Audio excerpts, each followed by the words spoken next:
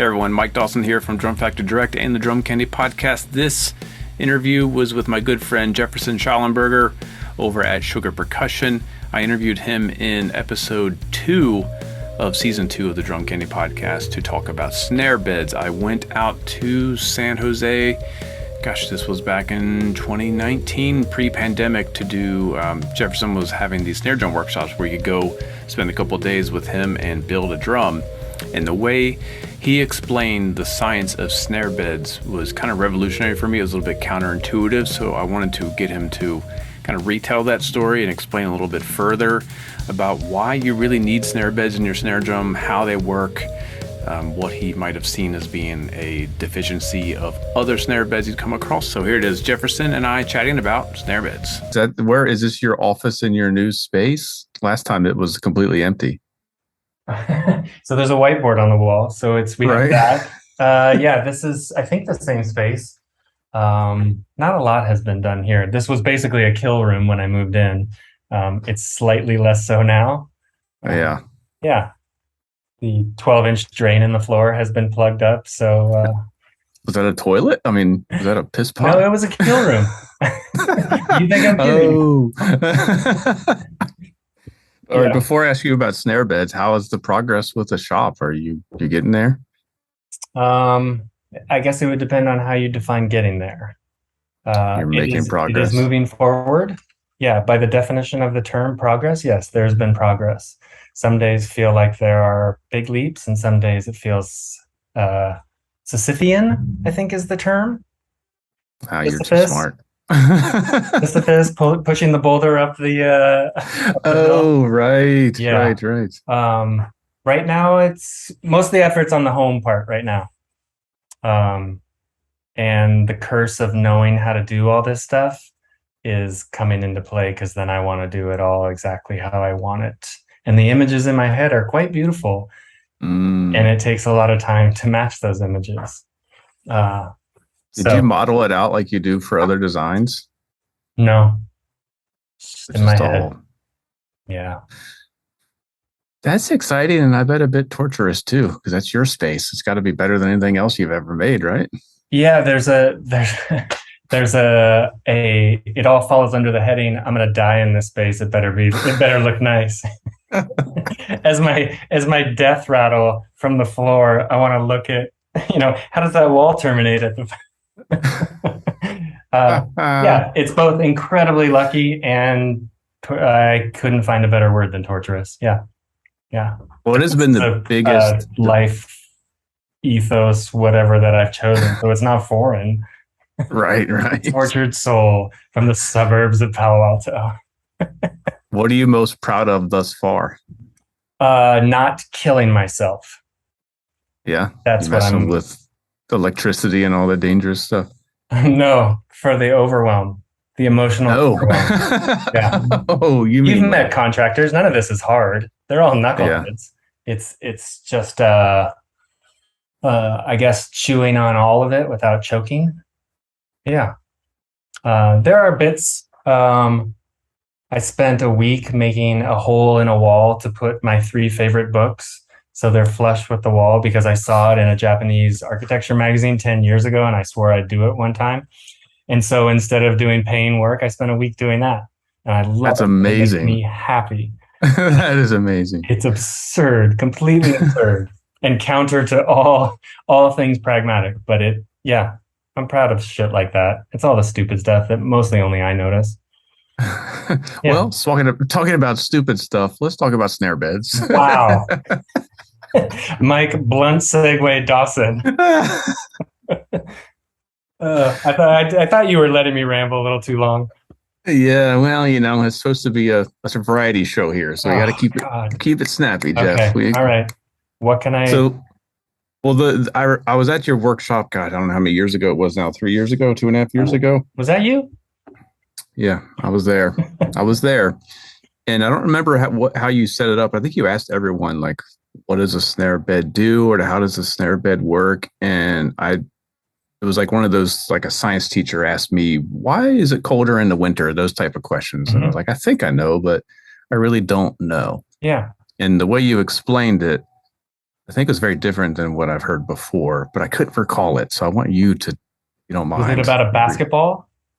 I don't remember specifically, but I remember it was just totally different than anyone I've ever heard explain it before. Well, I had someone, I mean, I'd love to claim it as my own because I thought it was clever, or it was the first time that I ever had it well explained to me. And I don't remember where I saw it.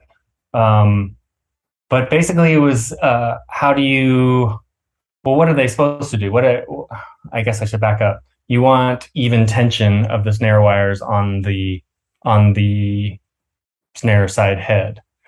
So if you had, but you only get 2 points to pull it from. There are only 2 points that you can introduce tension. How do you make those 2 points translate into even tension across the whole thing? And someone said about if you had a piece of string and you pulled it on either side of a box, it would be tight at the corners and loose in the middle. Mm-hmm. But if you could curve that box and make it more like a globe, and then you still pulled from the ends, then you could get even tension.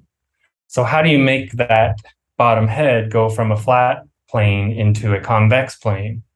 And the only way to do that is at the ends of that convex plane, scoop out the drum so it's actually lower than the middle. Does that make sense? Is it the look on your face says this is not how I remember it? But it's rounded this way down versus it's not a globe. It's hey Mike, let's go to the whiteboard. I bought this 8-foot thing. I'm going to use it. Has anybody done this before yet on your podcast? So a whiteboard first. It's exclusive here. Nice. Okay. Let's see if this is working. Here's your box, and here's your string, and you can only pull down. Is that all in sight? Yep. You can only pull down right there, and it's going to be tight there. It's going to be tight there, but it's going to be loose there. Yep. Okay. Well, if you take that box and you can make it like that, and then you have same string, and you pull down, now it's going to be evenly tense. Does that make sense? Mm-hmm. So, first pen is now running out of ink. So, if that's the shape that you want, but we're doing it on a drum,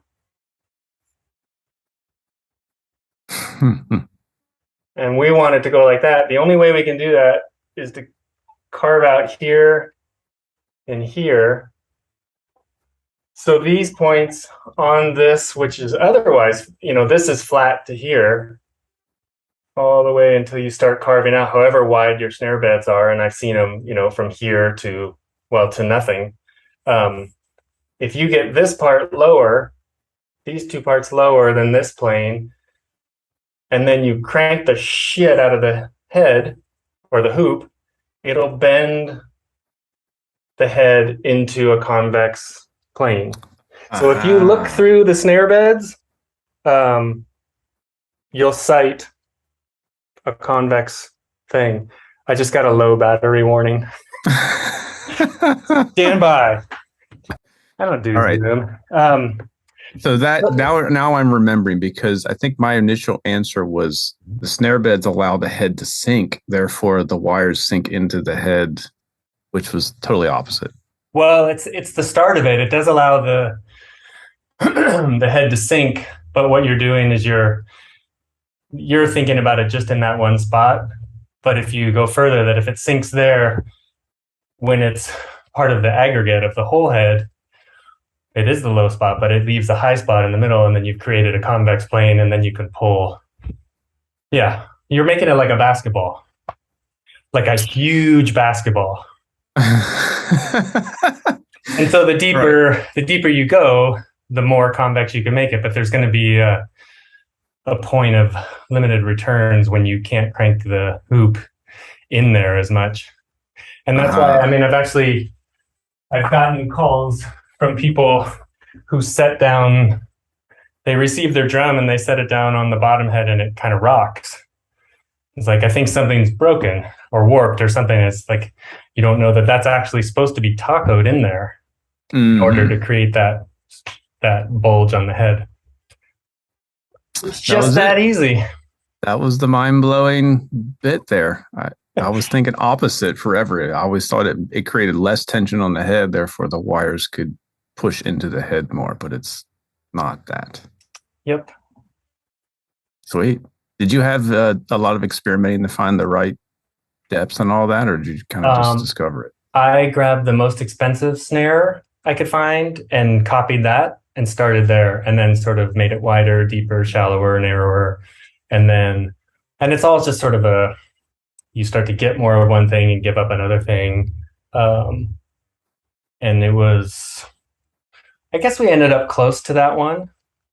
We went pretty far. Usually the way I'll do it is go so far that you're off in where it's clearly wrong, and then pull back until where it gets right again. I found most of them to be insufficient. Really? Most of the commercially dug snare beds to be insufficiently deep and insufficiently wide. That was the problem, is if you're trying to create, I mean, everything, you're introducing curves, but you don't want to introduce a curve too radically or too quickly, because then you get kinks and things. You want it to organically flow from this plane into this. So it needs to spread out. You need, if you have especially you have a die cast or a single flange hoop that's thick metal and you're trying to torque it in there, you can't just have it go flat, drop in. I mean, I've seen snare beds that are sharp angles. That doesn't, that I think is based on what you were thinking, that you're just carving a ditch to bury the snare wires, but it doesn't make the shape that you need. And then you get loose snares in the middle. There you go. That's At least man. This is what Noah tells me. I don't make the drums. Hey, thanks for tuning in. Make sure you like, share, and subscribe. If you want to check out more episodes, we have a whole playlist of Drum Candy podcast episodes where you can get everything, all the interviews, all the shop talk segments, all the lessons, all that kind of stuff.